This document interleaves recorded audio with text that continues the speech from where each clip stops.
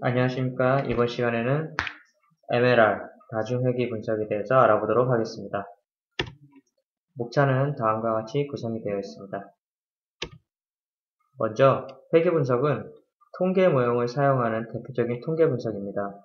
그림에서 보시다시피 독립변수를 이용하여 종속변수를 얻기 위해 그 관계를 함수식으로 나타낸 것입니다. 종속변수는 실질적으로 알고 싶거나 예측하고자 하는 변수이며 독립변수는 종속변수에 영향을 주는 변수입니다.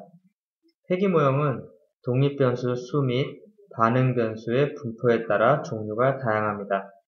대표적으로 독립변수가 한 개일 때 단순 회귀 분석, 두 개일 때는 다중 회귀 분석이라고 합니다. 우리가 이 강좌에서 살펴볼 것은 독립변수가 두 개 이상인 다중 회귀 분석입니다. 자, 독립변수가 하나인 단순 회귀 모형은 다음과 같습니다. 베타 제로는 회귀 절편으로 독립변수 x가 0일 때 종속변수 y의 평균값입니다. 베타 1은 회귀 기울기로 독립변수 x가 한 단위 변화할 때 종속변수 y가 변하는 정도입니다. 입실론 i는 오차로 오차는 정규성 및 독립성과 등분산성을 만족해야 합니다. 앞서 보신 단순 회귀 모형에서 독립변수 한 개만 추가된 모형입니다.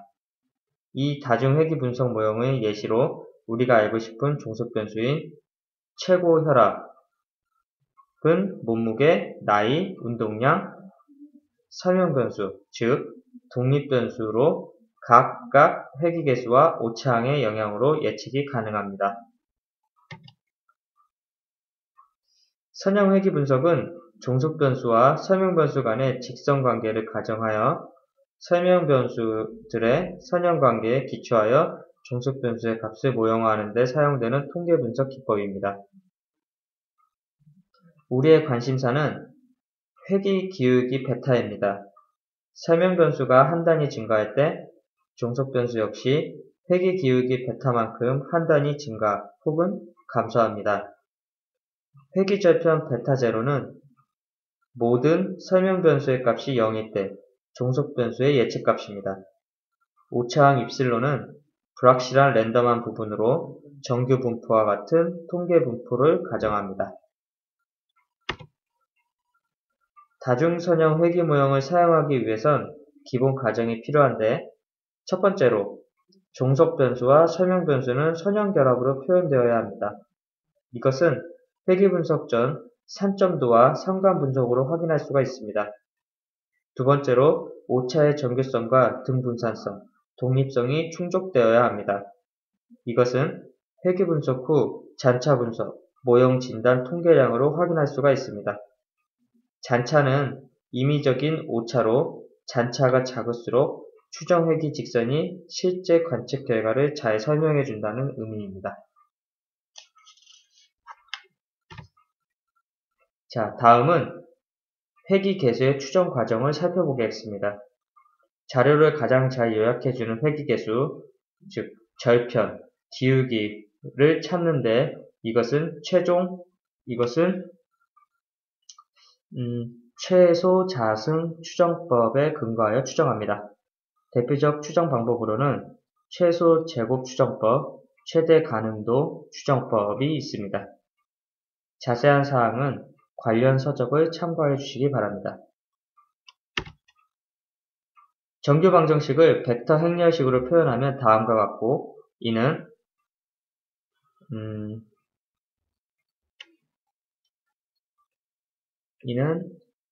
xt, x트랜스포즈, x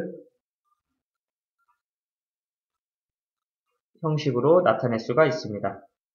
따라서 베타의 최소 자승 추정량은 다음과 같습니다. 하지만 이러한 추정량은 계산식에서 볼 수 있듯이 x의 역행렬이 존재한다는 가정이 필요합니다. 다시 말해 독립변수들 간에 선형관계가 있는 경우에는 역행렬이 존재하지 않기 때문에 이러한 계산식에 의해 회귀개수 추정이 불가능하다는 점을 주의하시기 바랍니다. 자, 회귀개수 추정 후 회귀계수의 가설 검정은 다음과 같습니다. 즉, 먼저 뒤무가설은 회귀계수 값은 0이다. 그에 대한 대립가설은 회귀계수 값이 0이 아니다 입니다. 즉, 이 뒤무가설을 기각하고 대립가설을 채택하게 되면 회귀계수가 유의미함을 의미합니다. 검정 통계량을 계산하여 유의수준 알파에서 p-밸류, 즉 p값이 알파보다 작으면 뒤무가설을 기각합니다. 이것은 유의한 변수라는 것을 의미합니다. 자, 다중회귀 분석에서 회귀계수 추론 결과를 표로 정리하면 다음과 같습니다. 자, 각각의 회귀계수 추정치에 대한 p값을 이용해서 그 유의성을 검증할 수가 있습니다. 또한 개별 회귀계수의 유의성 검증뿐만 아니라 모형 전체의 유의성 검증도 다음과 같이 이루어집니다. 뒤무가설은 다음과 같고 대립가설은 다음과 같습니다. 즉, 뒤무가설은 모든 회귀계수 값은 0이다이고 대립가설은 0이 아닌 회귀계수가 최소한 1개 이상 존재한다 라고 정의할 수가 있습니다. 자, 모형의 유의성을 검증하기 위해서는 F분포를 사용하는데요. 이는 F 검정 통계량이 F분포를 가짐으로 유의 확률 계산이 가능하고 P값이 유의수준 알파보다 작으면 모형이 유의하다고 판정합니다. 이러한 설명 내용을 표현한 것이 분산분석표인데 다음과 같이 구성되어 있습니다. 분산분석표는 회귀분석 모형의 유의성 검증을 위해 사용하며 우리의 주된 관심은 F값으로 F값의 유의 확률이 유의수준보다 작으면 회귀 모형의 종속 변수에 영향을 주는 설명 변수인이 1개 이상 존재한다고 보시면 됩니다. 모형의 적합성이란 고려하고 있는 회귀 모형 또는 추정된 회귀식이 얼마나 데이터를 잘 반영하고 있는가를 알아보는 것이고 이를 위해서 적합성의 척도들을 활용합니다. 모형 적합도의 대표적인 척도로 결정계수 R이 있습니다. R2는 전체 제곱합 중 모형이 설명하는 제곱합의 비율로 해석되며 0에서 1 사이의 값을 갖는데 그 값이 1에 가까울수록 모형의 적합도가 높은 것을 의미합니다. 수정된 R2 값은 설명 변수의 개수가 많아질수록 설명력이 높아지게 되는 결정계수의 단점을 보완하는 것으로서 다중회귀 분석에서 주로 수정된 R2 값을 사용하여 적합성을 평가하게 됩니다. 이 역시 0에서 1 사이의 값을 갖고 그 값이 1에 가까울수록 모형의 적합도가 높은 것을 의미합니다. 이시마이너에서는 RMSE, MA, PE를 모형 적합성 척도로 제공합니다. 먼저 RMSE는 MSE의 루트를 씌워준 값으로서 RMSE가 작을수록 실제값과 예측값 사이의 차이가 작다는 것을 의미하고 MA는 실측치와 예측치와 오차의 절대값에 대한 평균으로 마찬가지로 작을수록 좋은 모형입니다. MAP 또한 오차가 전혀 없다면 0이 되는 적합도의 척도로 값이 작을수록 좋은 모형이 됩니다. 회귀 모형을 수행하기에 앞서 독립변수들 사이에 매우 높은 상관관계를 가지고 있어 독립변수가 회귀 모형에서 제 역할을 하지 못하는 결과를 초래할 수가 있습니다. 이것을 다중공선성이라고 하며 회귀 모형을 분석하기에 앞서 반드시 검증해 보아야 할 문제입니다. 다중공선성은 VIF, 즉 분산 팽창 대수를 사용하여 진단할 수 있으며 일반적으로 10 이상이면 다중공선성이 있다고 판단합니다. 다중공선성의 해결 방안은 다중공선성을 가장 크게 유발하는 독립변수를 회귀 모형에서 제거하고 다시 그 변수를 제거한 나머지 변수들로 회귀 분석을 수행하는 것입니다. 자, 독립 변수가 많은 경우 변수 선택법을 사용하여 인과관계가 높은 변수를 선별할 수가 있습니다.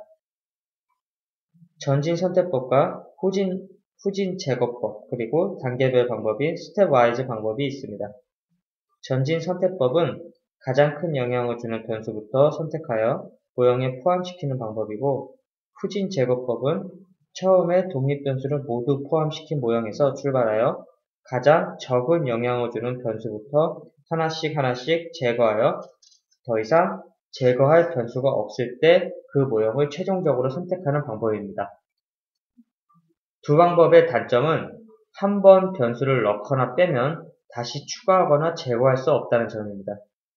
따라서 이 단점을 보완하는 방법인 스텝와이즈 선택법이 있는데, 이것은 변수를 자유롭게 넣었다 뺐다 하면서 최적의 모형을 선택하는 방법입니다.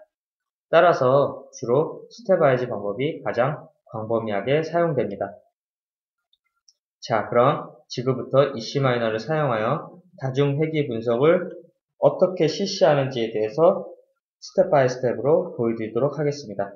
자, 사용할 예제 데이터는 밀가루, 단백질 함유율과 끈적거림 정도가 수분 흡수율에 영향을 어느 정도 미치는지에 대해서 알아보도록 하겠습니다. 자, 보면은 독립변수는 x1, 즉 단백질 함유율이고 x2, 끈적거림 정도입니다. 그리고 종속변수, 우리가 예측하고자 하는 종속변수는 바로 수분 흡수율입니다. 이 데이터는 변수가 3개이고, 즉 독립변수 2개, 종속변수 1개, 그리고 28개의 객체로 이루어져 있습니다. 이 각 회귀계수 베타 햇에 대한 검정을 유의수준 5%에서 검정을 시행하겠습니다. 그리고 변수 선택 기법은 스텝와이즈 방법으로 진행해 보도록 하겠습니다. 자, 먼저 형태 변경 노드를 먼저 이렇게 MLR 다중 회귀 분석을 시행하기 위해서의 스트림 모양은 다음과 같이 이렇게 구성이 되어 있습니다. 먼저 데이터를 불러온 이후에 형태 변경 노드를 연결하여 형태 변경에서는 우리가 예측하고자 하는 y값을 종속 변수로 바꿔줍니다. 자, 그리고 MLR 모델 노드를 연결하여서 관련 속성 창에서의 관련 옵션들을 선정해 줍니다. 먼저 이 변수 선택 기법으로는 스텝와이즈를 선택하고 입력 유의 수준을 0.05, 제거 유의 수준을 0.1, 그리고 분산 팽창 계수인 VIF를 true로 설정하여서 그 결과값에 이 값이 포함되도록 하겠습니다.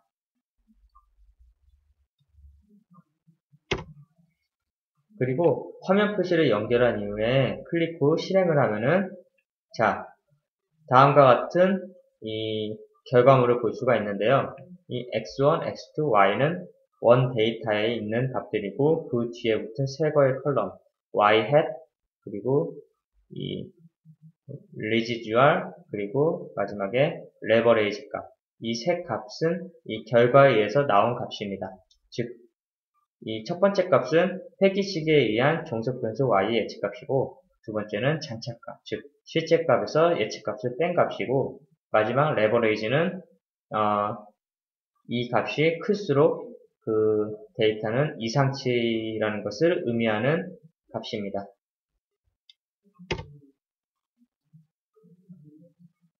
자, 이렇게 모델링을 실행을 시키면 이렇게 다이아몬드 같은 모델링 노드가 생성이 됩니다. 이 모델링 노드를 더블 클릭하여 General Information에서는 변수별 기초 통계량을 확인할 수 있고, 그리고 모델 인포메이션에서는 회귀 분석 결과를 확인하실 수가 있습니다. 먼저 이 trace and statistics information에서는 변수 선택 기법에 따른 변수 선택 과정 및 모델 적합도를 제공합니다. 즉, 스텝 1에서는 X1만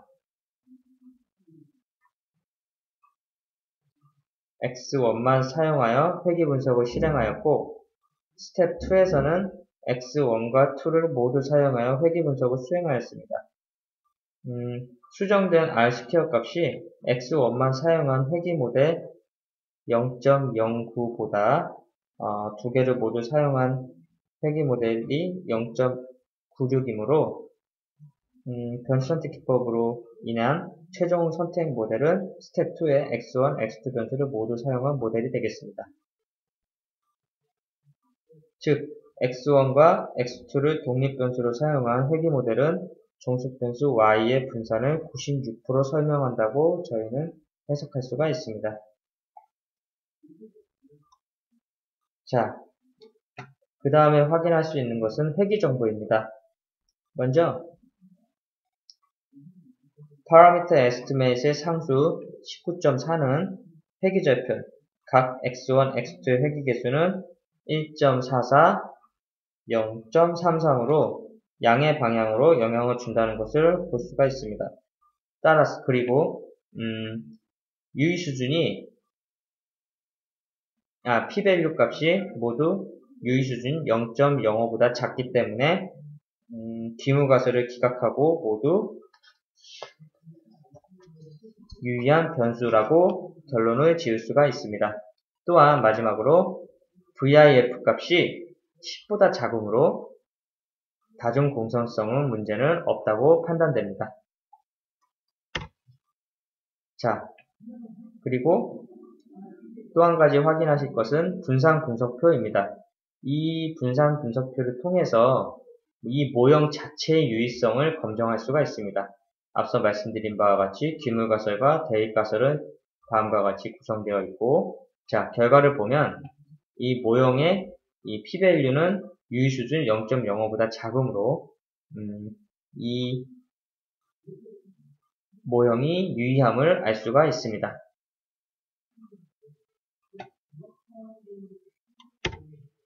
또한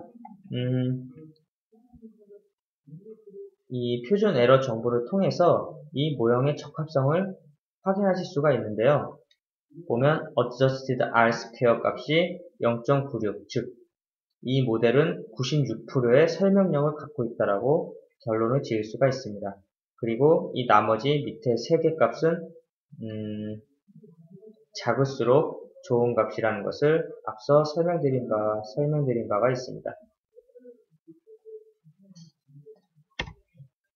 자, 그리고 이제는 시각화를 위해서 이 기본 확장 차트 노드를 연결한 이후에 속성창에서 비교하고자 하는 y값과 y핵 값을 선택해주고, 그리고 변수별로 축생성을 아니요 라고 한 이후에 표시 방법을 선으로 표시를 하고 실행을 시키면 다음과 같이 실제 값과 예측 값의 이런 C계열적인 이 그래프를 직접 확인하실 수가 있습니다. 또한 회귀 모형의 오차의 기본 가정을 트렌드 차트로 확인할 수가 있습니다. 마찬가지로 기본 확장 차트를 연결한 이후에 Y축에 MLR 이 잔차를 놓고 이 점 모양으로 한 이후에 그래프를 생성해 보면 이렇게 잔차들이 패턴을 가지지 않고 랜덤하게 분포되어 있는 것을 보실 수가 있고, 즉 이는 잔차에 대한 기본 가정이 만족함을 확인하실 수가 있습니다. 자, 이제 EC마이너를 통해서 직접 구현해 보도록 하겠습니다. 자, 이렇게 노드를 먼저 연결합니다. 먼저 원 데이터를 볼까요? X1, X2의 독립변수, 두 개의 독립변수와 Y의 종속변수를 가지고 있는 데이터를 이용해서 형태 변경을 연결한 이후에 자, Y를 종속변수로 이렇게 바꿔줍니다. 그리고 모델 노드를 연결한 이후 변수 선택 기법을 스텝와이즈로 유의 수준을 0.05, 제거 유의 수준을 0.1, VIF 구하기를 true로 놓고 자, 화면 표시를 연결하고 이따가 기본 확장 차트를 통해 트렌드 차트를 통해서 자, y 값과 y의 핵 값의 트렌드를 비교할 것이기 때문에 둘 다 연결한 이후에 먼저 실행해 시켜 보도록 하겠습니다.